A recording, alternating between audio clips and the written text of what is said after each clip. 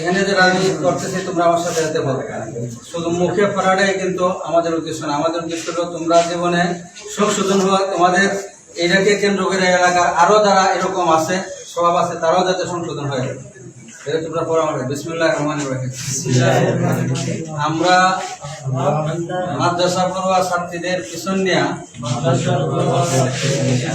TikTok করাকে সম্পূর্ণ ভুল করে নিঃশর্ত ক্ষমা প্রার্থনা করে শপথ করছি যে আমরা ভবিষ্যতে নারীদের বিরক্ত করা সহ টিকটক বানানো কিংবা এ ধরনের কাজ করা থেকে বিরত থাকবো।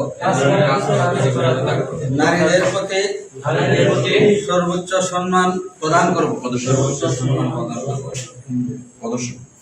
সম্মান প্রদর্শন করবো। আমরা আমাদের কাজের প্রতি অনুগত থাকবো, দেশের প্রচলিত আইনের প্রতি শ্রদ্ধাশীল থাকবো।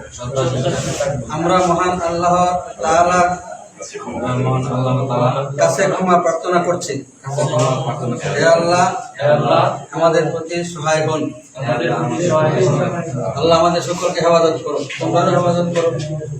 স্যারের অনেক তোমাদের প্রতি সহানুভূতিশীল আমরা দেখতে পাচ্ছি।